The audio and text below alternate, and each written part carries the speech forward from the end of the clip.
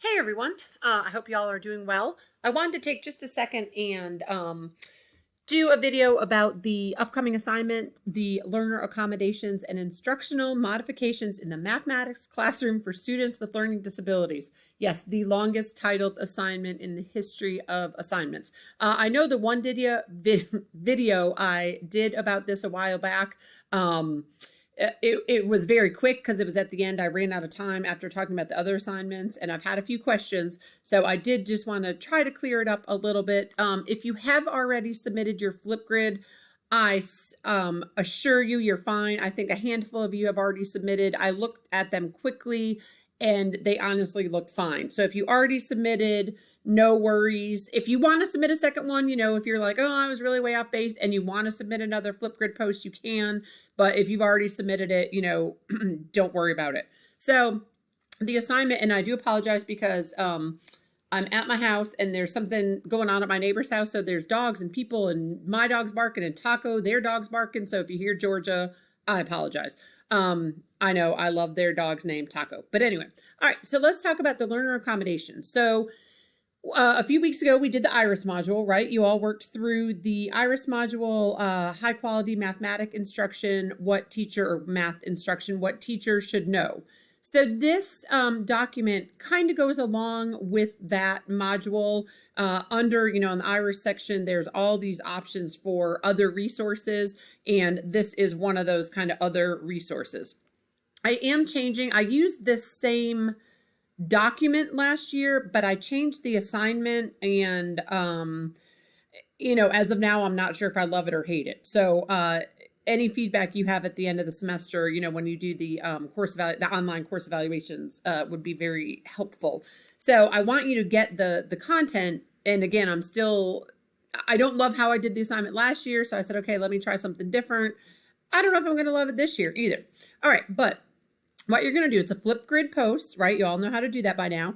You can work individually with a partner or a small group. And there's a dog on TV. So of course, George is barking at it.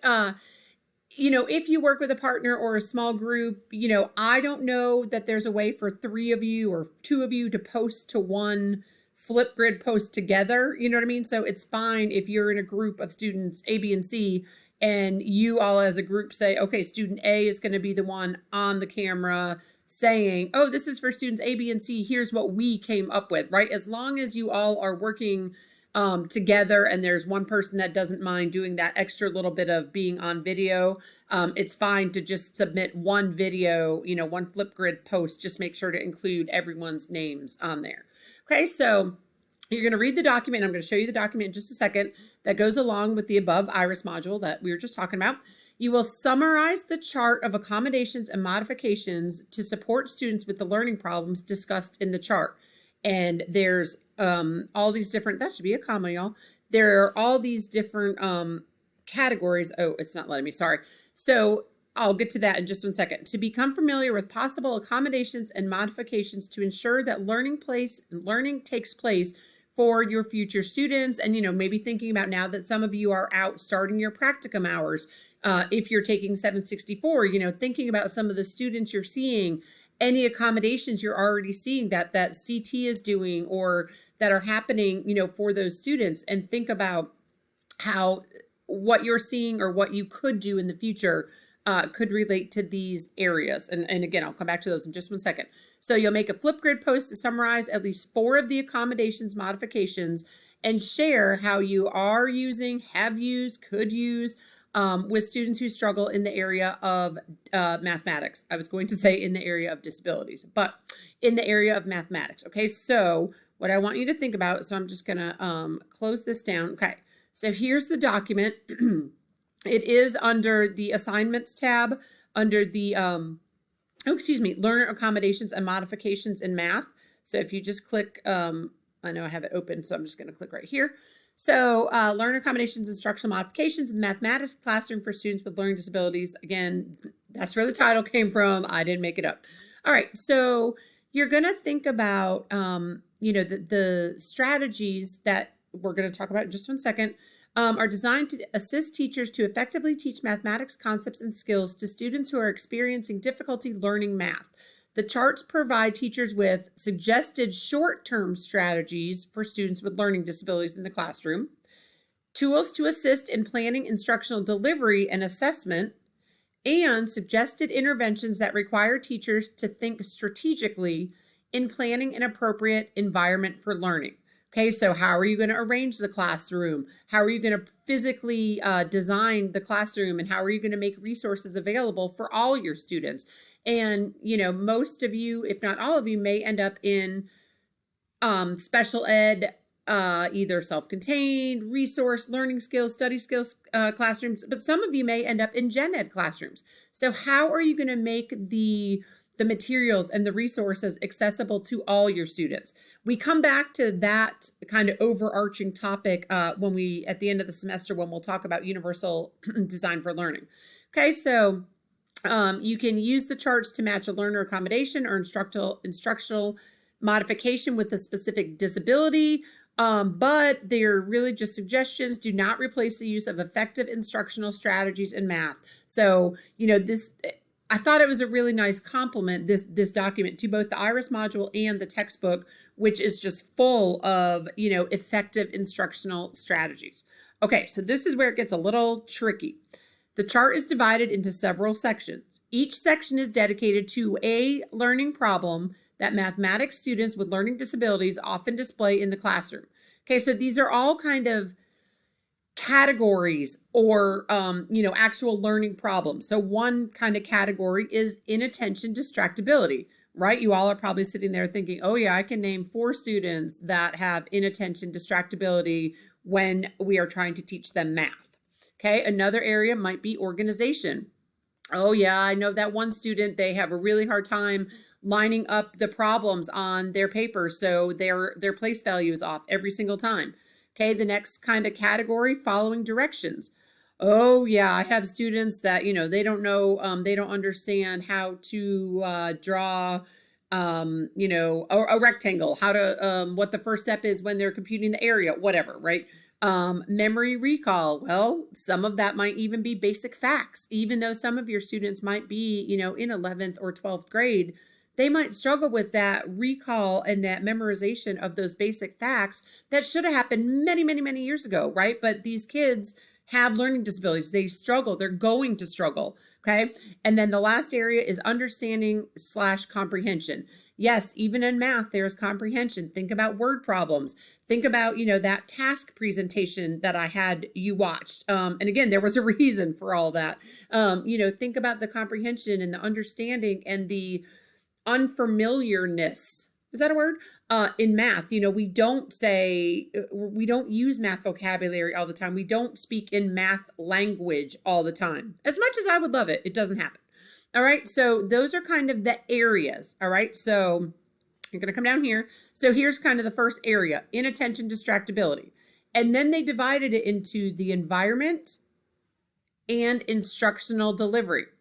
They also then divided it into the physical arrangement, okay? The physical environment. What are you going to do? How are you going to organize their desks, right? The student. Okay, what can you teach the students? What are some strategies you might be able to teach the student to help with inattention distractibility? And then resources. Well, what are some resources that you might be able to use within the environment, kind of that are already there or that you can find to help with inattention distractibility? Okay, and then over here is instructional delivery. So we're looking at the environment. Again, what you can change in the environment. Over here, we're looking at instructional delivery, what you can change with your instruction and how you deliver the content. So lesson presentation, what could you do? Here are some strategies. Oh, something simple, use a highlighter. Okay, lesson content, here are some strategies, some suggestions, use games. For tests and assignments, what could you do to help a student who has issues with inattention distractibility, that are teacher-oriented things that you could change under the instructional delivery heading. I know it's a lot. I do understand that there's a lot in this chart. It might not be the easiest to read, but I think there's really good information. And then over here, assessment and evaluation. And then they do the exact same thing for organization, right? Environment, instructional delivery, exact same content or headings, except for this one adds in tests and assignments. Okay.